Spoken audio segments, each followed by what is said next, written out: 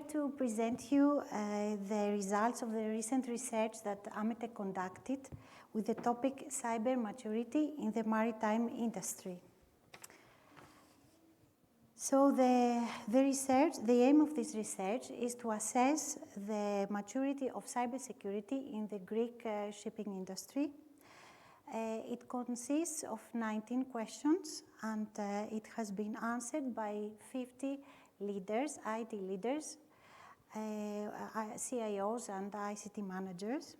Today we will present you some of the key questions and answers, but you can find the whole questionnaire and the results in a while. It will be published in the next AMMITEC's newsletter and also in the social media, so stay tuned. First, let's meet our panelists. We have with us Matthew Maheras, the CIO of Metrostar Management. Hello, Matthew. Hello. Matthew, what is your interest in this research? Well, it's 2021. It's a special year for cyber in maritime because the first year that we actually have in effect the new IMO rules. It's already 4 years since the relevant rules were adopted. So with this questionnaire, it's a good chance to see how things are progressing so far and what are the challenges that the IT leaders are facing. Mm-hmm. Thank you, Matthew. Our next panelist is Nikos Patronas, the CIO of Carras Hellas. Hello, Nico. Hello. Nico, what do you expect from this research? Well, we all hear about cybersecurity and the adoption, but this was a chance to see what's actually the landscape in the Greek shipping landscape. Actually, by the same person who makes the decisions, we implements the systems, and not general assumptions and perceptions from the global market. But it was good that it was specialized in the Greek market. Good, thank you. And of course, we have with us Anna Vazintari, the ICT manager of Unisea Shipping. Hello, Anna. Anna, do you expect to use the results of this research in your company? First of all, I would like to congratulate this initiative of AMMITEC and thank you for the opportunity you have given to me to participate in this panel. The results of this research, I expect that they will show an indication of the cyber maturity of the Greek shipping companies. And we will have the chance to comment various key points during this session. Thank you. As I said, we will focus in 8 of the 19 key questions and answers of this research. Before we begin, let me explain you that some of the questions had multiple choice and someone could select more than one question's answers. That is why you will see the percentages are over the 100.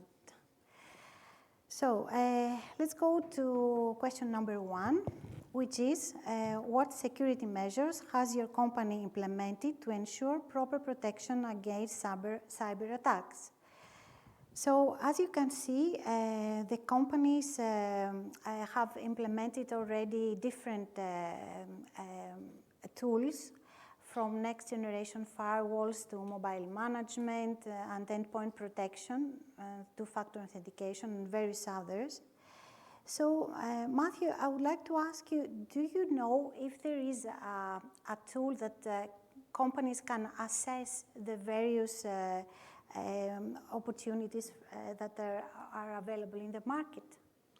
Thank you, Eftihia. Let me first note that this chart here shows that the maritime companies are progressing very well on the cybersecurity journey. They have adopted, obviously, all the must-have tools like next-generation firewall and advanced endpoint and so on, and IPS, okay? And I see that they also go on to adopt more sophisticated tools like sandboxing, two-factor authentication, CM, SOCs, and so on. Mm. But each company, of course, has its own path.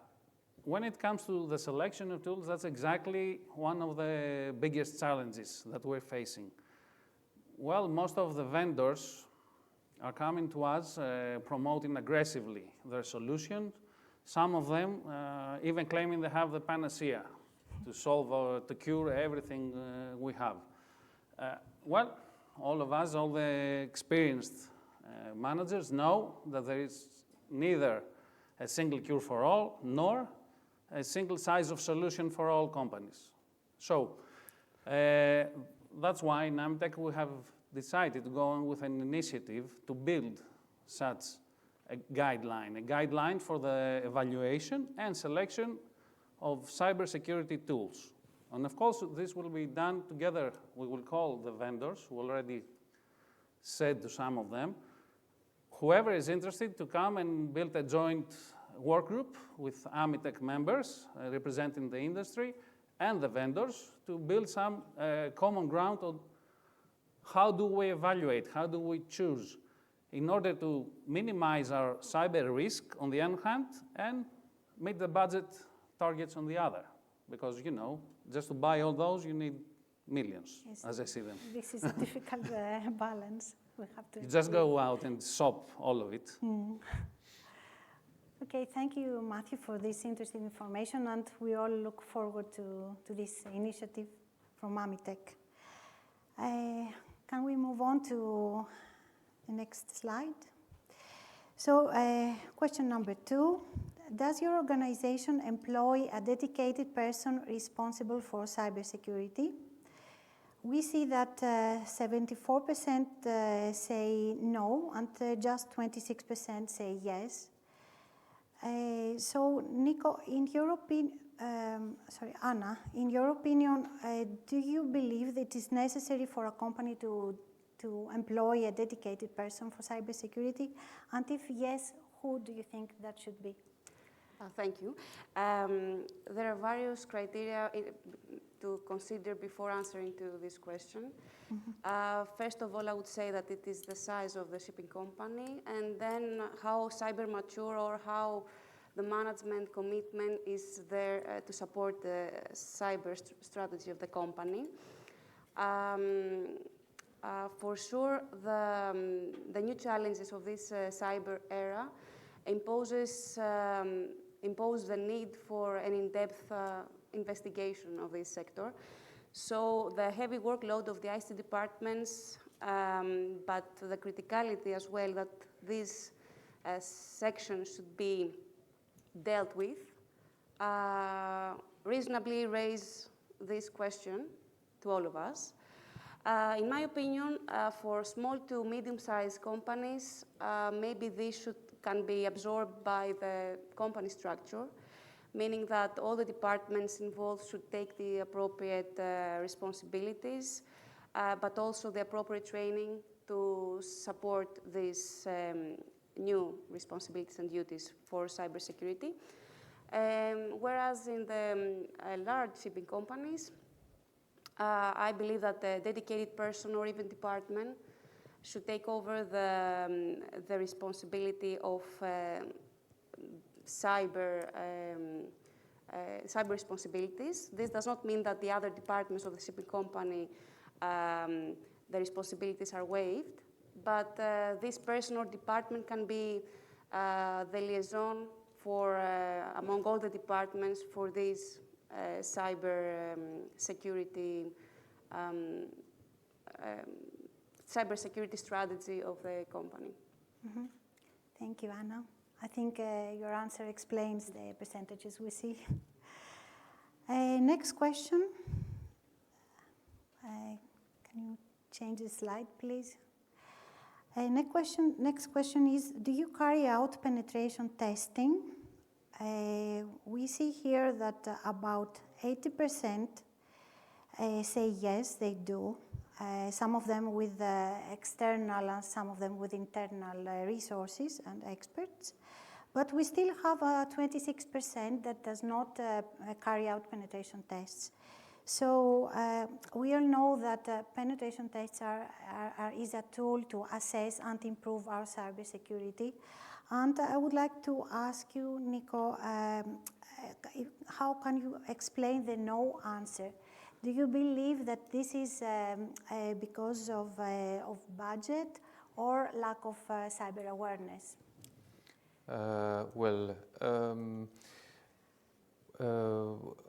First of all, I don't think anyone could doubt the usability, the usefulness of penetration test. This is undoubtable. So we must search other factors. I would like to point out, once you mentioned budget, that in a whole, cybersecurity cannot be implemented without a budget.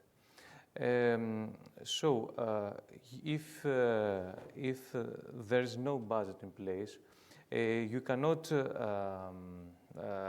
implement a serious system. So the second thought would be, oh, maybe the IT department is afraid, is not self-confident in order to undertake such testing. But yes, this is true, but usually this goes along with budget.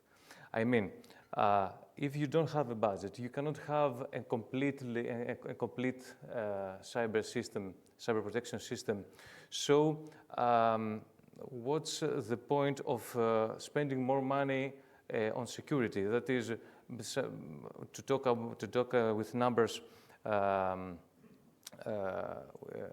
if your annual expense for cybersecurity for contracts is a couple of thousand, that is barely cover the endpoint, how can you double the annual cost for penetration testing? Okay. So this ends up also to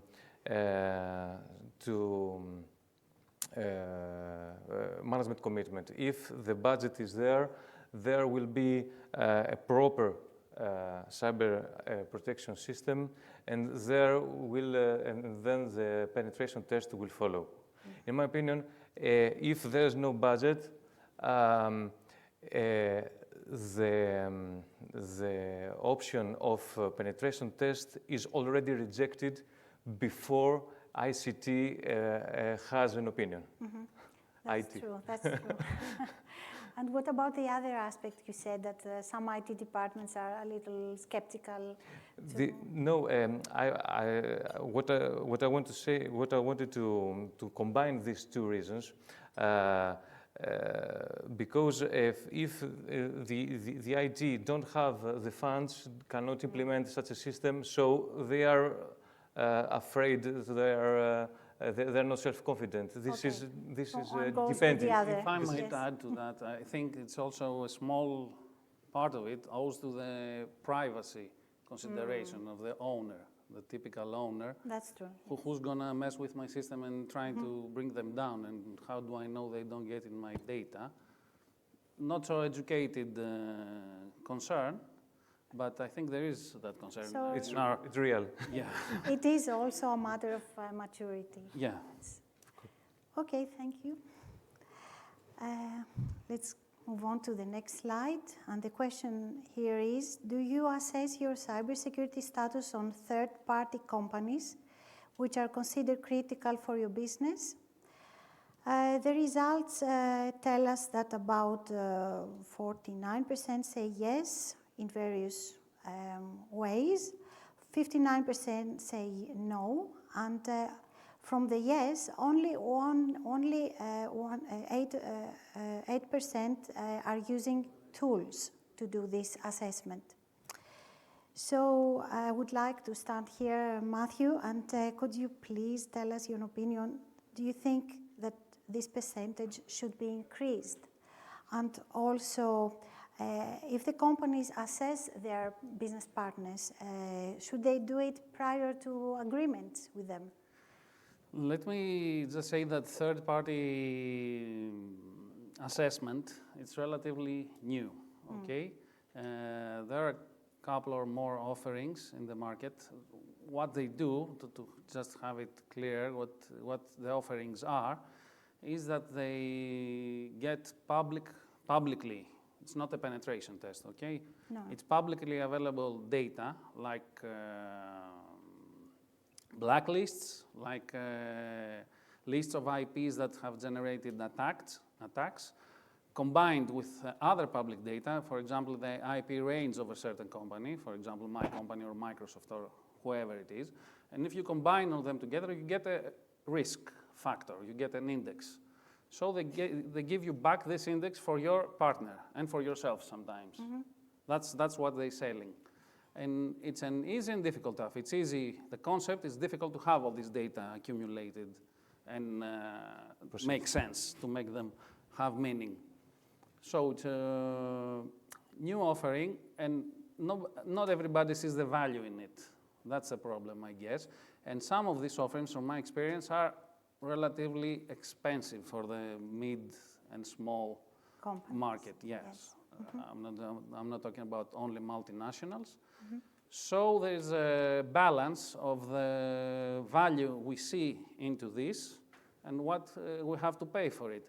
But I think this solution is they're going to have a drag in the maritime section, because we do have a lot of external partners to whom we are dependent on. For example, charterers, if they handle our crew, commercial partners, our telecoms provider, all these guys, we should have an idea, as we have for the financial risk, we also should have an idea for the cyber risk as we proceed. So I think that it's going to be larger and larger every year.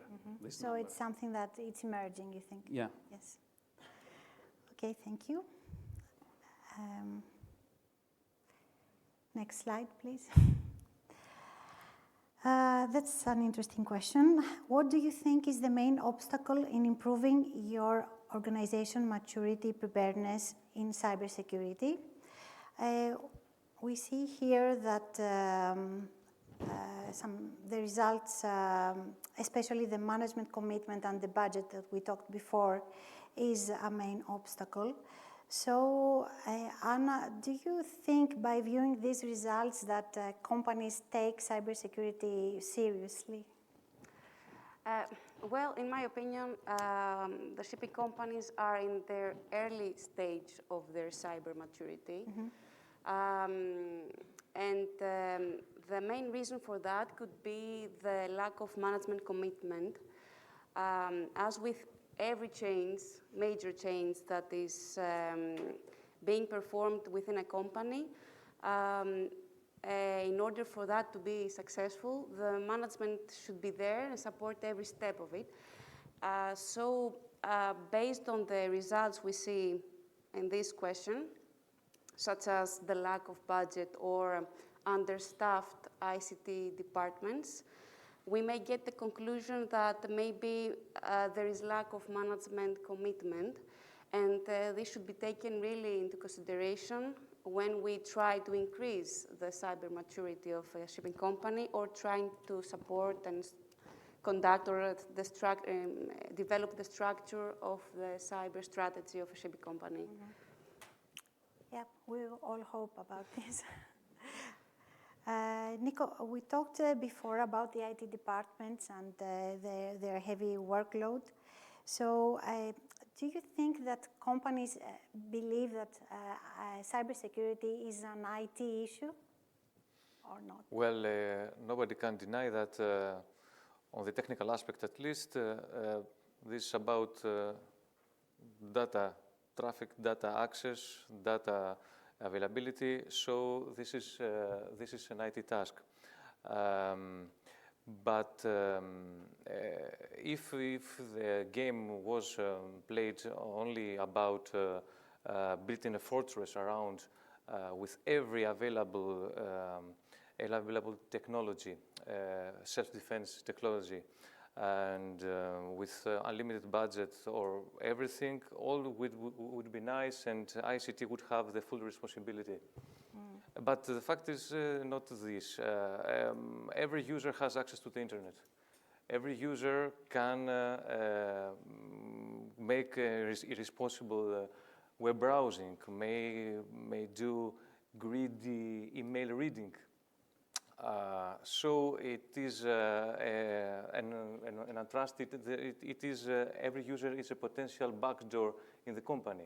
On the other hand, especially now with the emergence of the remote working, every user is a first-class access, has a first-class access to the management resources from wherever the world.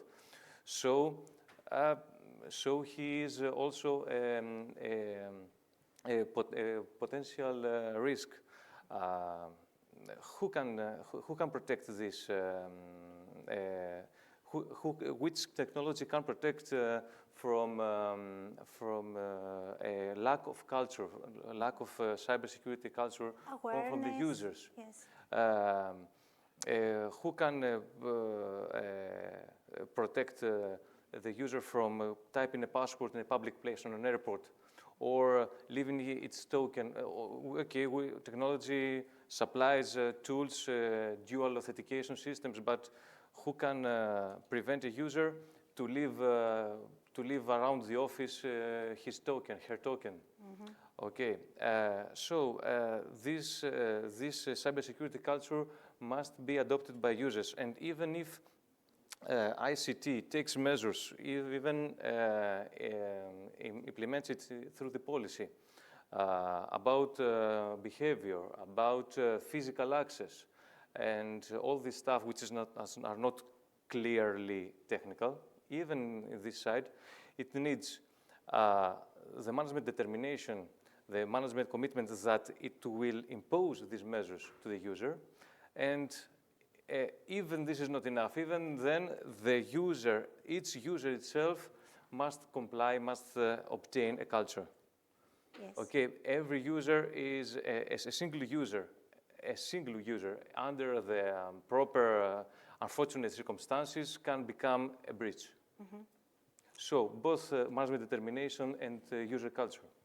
And after all, cybersecurity is everyone's responsibility and not just the IT manager. Yes, and I want to add that reportedly, high management personnel is the most difficult to adopt because it's, no, exactly. I don't want to make my work difficult.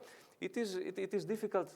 It is a nasty task to change the work of somebody to the worse, to the more inflexible and restricted way. Restrictive, yes. But we have to live with it. All the workers in the ship, they work with helmet and steel enforced shoes. Okay, this is a fact. This is terrible, but this is a fact. We currently don't have any other measure. We have to protect each one itself. Correct. Matthew, you want to add something? Yes, coming to the first or second slide about the roles, if we should have somebody with this role alone, I think that even small and medium companies should have the role, if not a different person, at least the role that has access to the top management. Yes. In our case, the owner, for example. Yes. To tell him, you know, you have to do this, this, and this, not the IT guy. Maybe the IT guy with another hat. Yes. I'm the CySO, I'm the Chief Information Security Officer, and I tell you this, not as an IT that needs more servers and more software, but as a security guy. We need this role definitely to do all these things. Yes, but we definitely need some more maturity, I understand. Yeah. Okay, thank you. Let's go to the next slide, which is question number 6. Does your company have cyber insurance? Here we see that 62% say no, they don't, and about 32% say yes, companies do have cyber insurance. So, Matthew, do you think that the companies that are have adopted cyber insurance, do this to transfer the risk to third parties, or and avoid budget spending, as we said before? Or do you think that cyber insurance is a supplementary and an important measure to protect ourselves from cyber attacks? Well, it might, first of all, the adoption currently is very small. Yes. As I see. Yes, it might seem that you could say, I'm insured, I don't care, but it doesn't work this way. The offerings, to begin with, we start the market side. The offerings available right now, which are let me say what they are, the buyback of the cyber clause.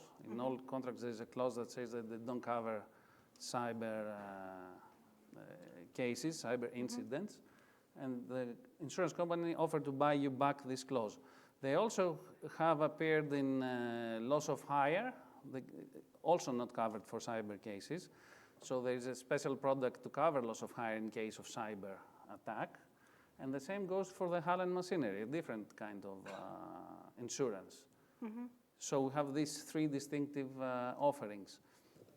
But in all these cases, the companies offering that, they start with a questionnaire, a large questionnaire, making sure that you take every possible measures, including awareness, including all the measures that we could Technical tools we discussed. Yeah, and they even offer assistance to bring you up to speed to these measures before they can offer If you say, I don't have any cybersecurity awareness in the questionnaire, they tell you, okay, go make one and come back in 6 months. They cannot offer the policy just to, to leave you out to save you budget. I see. So that's the case. Okay. Can I make a tricky question? Yes. Would IT department be in a position to propose cyber insurance? Or in other words, would you propose to the management cyber insurance? It's a little controversial. It's like saying, I'm not sure, please, could you please... Given the chance, I have done it myself, given the chance where the renewal period comes, I raised to the board this issue. Yes, okay, there's this product. When it comes, if worst comes things to worst, especially for the owner, I'm not sure about if the manager cares so much, but the owner that at the end of the day has all the responsibility, as he has for an oil spill or anything, he also has for cyber incidents. So you might face a multi-million, or, for example, a fine from GDPR. You might face a multi-million loss.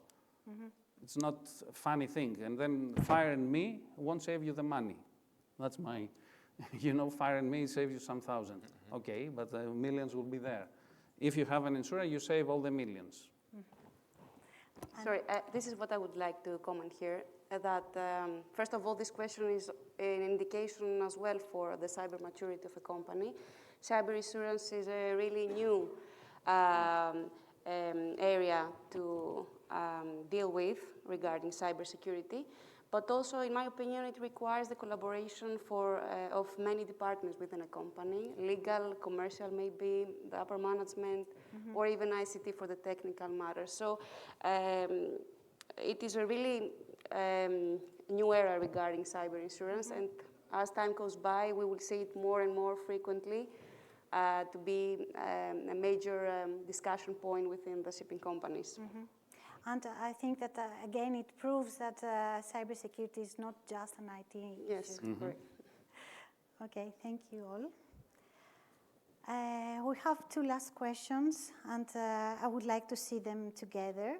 One of them is, would you be willing to anonymously report a security incident to an AMMITEC control database?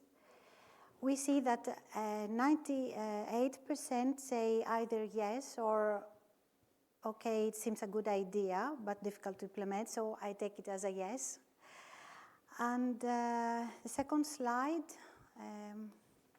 is, would you be willing to anonymously report the key findings that from external audits on companies' vessels? again in an AMMITEC database. We see again that 63% say yes and 32% say maybe. So overall, we see from these two questions that IT leaders trust AMMITEC to host a database of security incidents and findings. So I would like to ask you, Nico, if this database is finally implemented, how would you use it in your company? Yes, I would find it very useful because all over the place there are advisories and best practices about cybersecurity. Everything is good, but it's very, very wide. It is invaluable to find a knowledge base with findings and issues concerning your trade to be targeted in shipping, and especially in audits. So it would save much time to either make from start a policy or implement measures, or find things that you didn't imagine that it could be a point of failures, and complete your policy. On the other hand, it would be a very useful database to complete checklists for both onboard officers, periodic checklists, and internal auditors. We should check and spot on board if everything is it should be. It will be much more efficient than searching everything concerning cybersecurity. The third use that is very interesting is, as Matthew said before, this is a new regulation, although it is in talks for some years now. But for shipping, it has not been regulated until last month. So all ship owners' secret hope is that the inspectors of critical inspectors of Coast Guard or right ship, etc., would be still old school guys who have just take some training sessions about cybersecurity and have some guidelines on what they should inspect on board, but they will not have the thorough knowledge in order to reveal some real weaknesses. But as you know, as we all know, it is a matter of months or years. So the inspections are performed by more skilled persons, new persons, who will have augmented knowledge and being able to spot findings. So we must take advantage of this database so as to keep up, to see what the auditors are paying attention to, and keep a pace with their progress, because month after month they will make progress on their knowledge, and have the time to adopt and always update our measures. And also the parameter of location is very important. That is, I'm sure we would see that in that country or that port, the auditors are more skilled. So we would be special attention. We should make a drill or should make an internal audit to a ship going to that country who employs more IT skilled persons. So it would be a good, an invaluable reference, targeted to our trade. Yes, and we will handle it as safety incidents and security incidents. Okay, thank you. Anna, by seeing the 32% of maybe, how can you explain that some IT leaders are still skeptical to share information even if it's anonymous? Well, it seems that the people who replied maybe or even no seem to be afraid that their sharing of information could be somehow correlated with their company's profile, or if that their sharing information will not be confidential at last. And this is something that we understand. I mean, we understand because confidentiality is the way most shipping companies operate. On the other side, no one can doubt that this database can give a lot of benefits, amongst others, the creation of benchmarking in the industry regarding ICT, ICT audits and inspections on board. So this is something useful to have some benchmarking as time goes by to compare. Thank you. So these were the key questions we have identified from the questionnaire. Now it's time for Q&A session. If there are any questions from you. Yes. Will we have a microphone for the audience? Yeah, is there anyone? Yeah, Yes, there is. someone. Sorry. Raise your hand again. Thank you.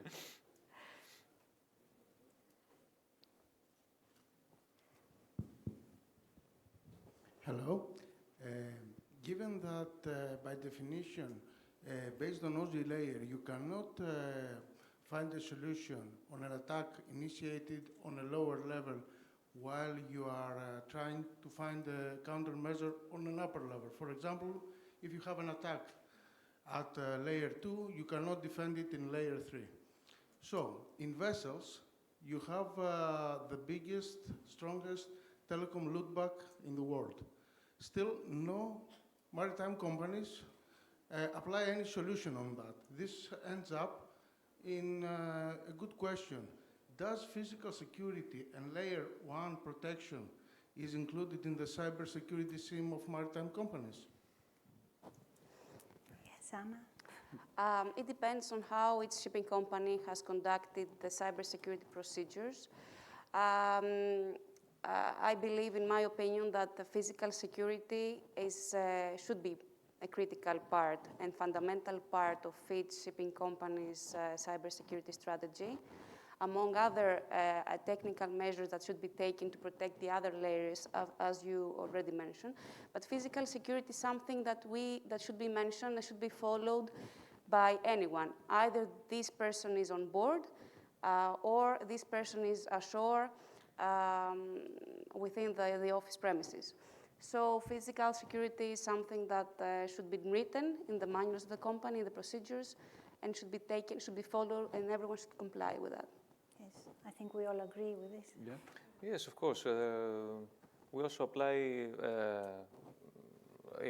lockers in the network plugs, let's say. Yes. Okay. And also leave nobody unattended on board. Of course. Exactly. Okay. I mean, all safety procedures say that you can't have people going in and out of the bridge or in the electrical equipment room. And when this happens, it's bad for everybody, not only for IT. Or Yes. locked doors, etc. We cannot. The telecom loopback, though, is available in every single location of your vessel. In 99% of the vessels have no actions taken in this direction. How do you feel about that? Telecom loopback. Can you please Your escalate it? Satellite or Wi-Fi? Or your vessel's PABX, internal telephone systems, has a system, happens also to be the creator of vessels' main ground. This means, if you are aware of CySO and how firmware has to do with your LAN, this means if someone integrates in your LAN, becomes your LAN super admin.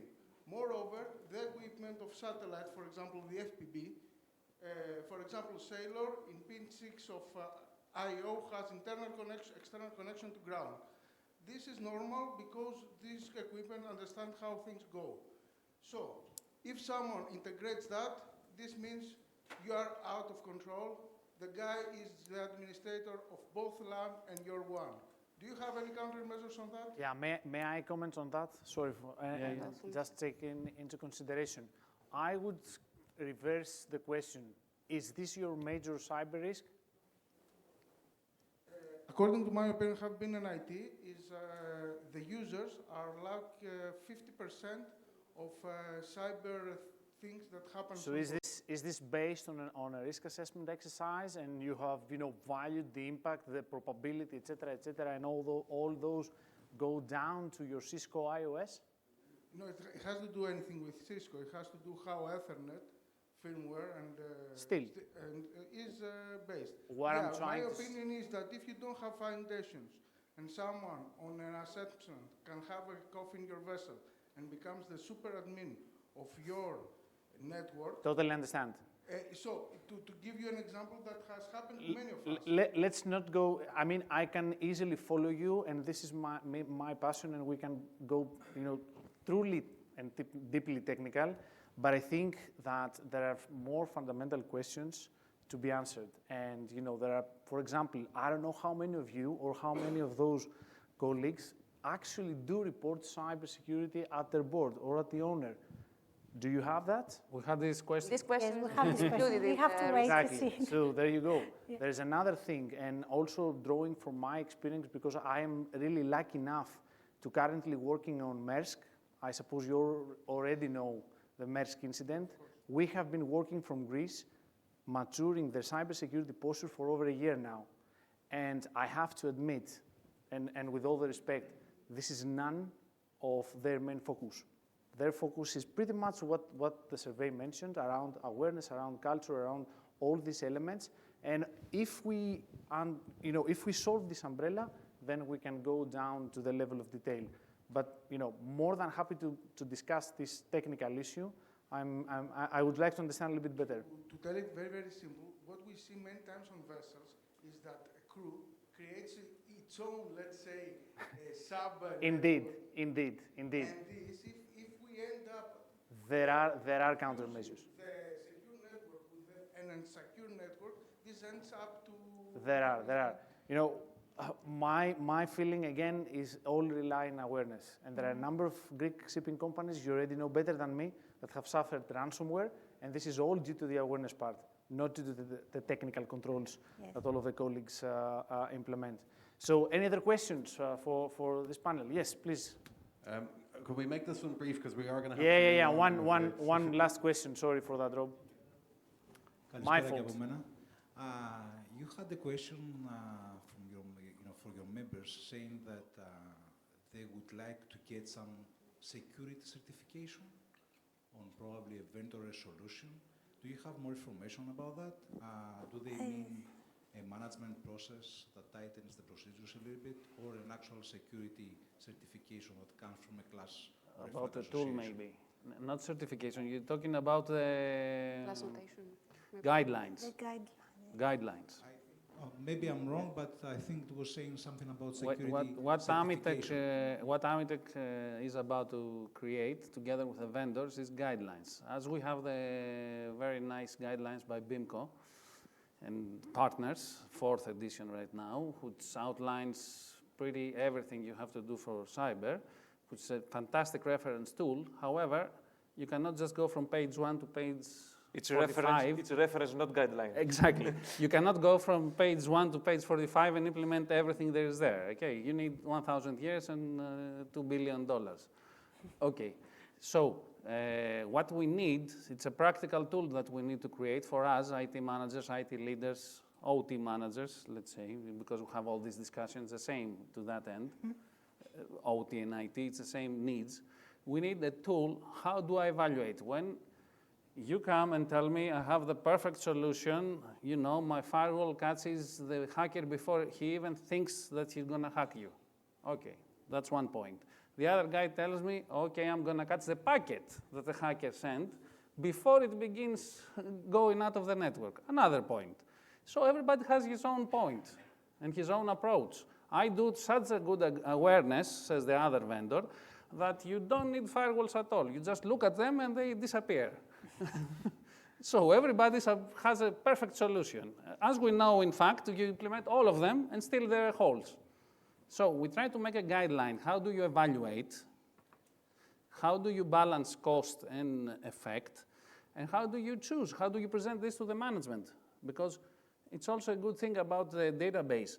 If I have an incident and I can show this to the management that, you know, this USB was plugged in and created this problem.